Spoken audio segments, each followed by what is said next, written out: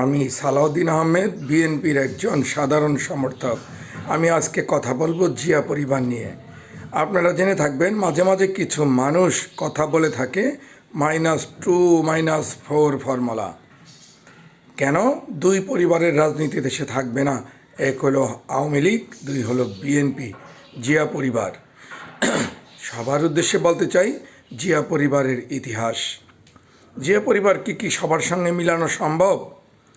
আপনি দেখেন, একজন শহীদ রাষ্ট্রপতি জিয়াউর রহমান, তার গুণাবলী, তার আদর্শ, তার চরিত্র, তার উত্তরাধিকার বেগম খালেদা জিয়া।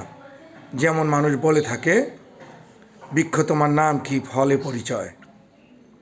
জিয়াউর রহমান সাহেব একটি বৃক্ষ ছিল, তার ফল বেগম খালেদা জিয়া। আজকে জিয়া পরিবার একের পর এক কে ভালো করবে সেই চ্যালেঞ্জে, প্রতিযোগিতায় হয়তো নেমে গেছে। জিয়াউর রহমানের সেই গাছের ফল বেগম খালেদা জিয়া, যেই ফলে পরিচয়, আপনি খেলে বুঝবেন মিষ্টি না চোকা। সেই ফল এতই মিষ্টি যে যা বাংলাদেশের মানুষ ঘরে ঘরে জানে খালেদা জিয়ার মিষ্টতা। কারণ জিয়াউর রহমান সাহেবের মুখে কোনো অশ্লীল কথা কেউ কোনো দিন শোনেন নাই। বেগম খালেদা জিয়াও কখনো অশ্লীল কথা তার মুখ দিয়ে বলেন নাই। তাই ফল কেমন মিষ্টি তা এদেশের জনগণ বুঝতে পারছেন। এবার আসেন সেই ফলের বীজ। সেই ফলের বীজ থেকে জন্ম যে তারেক রহমান সাহেবের, তার নমুনাও দেখেন। কোনো অশ্লীলতা, কোনো অযোগ্যর হাতছানি তার ভিতরে আছে কিনা? শুধু দেশপ্রেম আর দেশপ্রেম নিয়েই কথা, এদেশের জনগণকে নিয়ে কথা। তাহলে কি দাঁড়ালো? একজন জিয়াউর রহমানকে ছাড়িয়ে যাওয়ার চেষ্টা করছে তার উত্তরাধিকার বেগম খালেদা জিয়া। আগামীতে বেগম খালেদা জিয়াকে হয়তো ছাড়িয়ে যাবে জনাব তারেক রহমান সাহেব। এবার আসেন তারেক রহমান সাহেবের পরের সিরিয়াল, ডক্টর জুবাইদা রহমান। দেখুন তারও আদর্শ। তিনি বিদেশ থেকে যখন আসেন, তার লাকিজটা কাউকে হাত দিয়ে ধরতে দেন না, কারণ গোলামির প্রথা বাদ দিতে চান তিনি এখনই। তার লাকিজটা তিনি নিজেই হাত দিয়ে টেনে নিয়ে আসেন, নিজেই গাড়িতে ওঠান।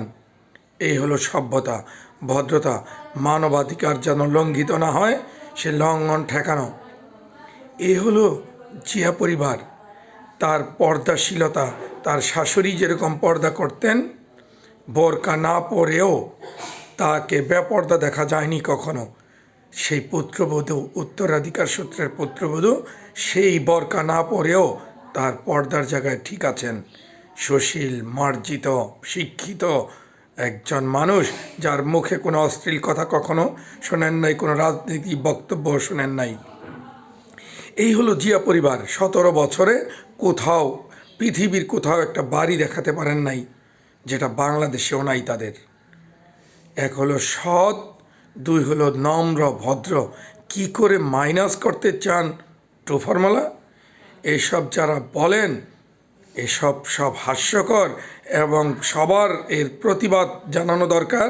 কোনো সাংবাদিক কেউ যখনই বলবে -2 ফর্মুলা চলছে, অমনি জুতা দেখাবেন -2 ফর্মুলার বিরুদ্ধে, যারা 2 ফর্মুলাকারী। পৃথিবীতে, বাংলাদেশ দূরে থাক, এরকম স্বচ্ছ একটি ফ্যামিলি পৃথিবীতে পারলে দেখাবেন।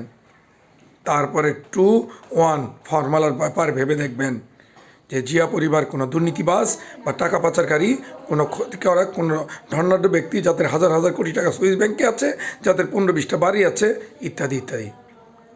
তাই সবার উদ্দেশ্যে বলবো, রাজনীতি রাজাদের নীতি।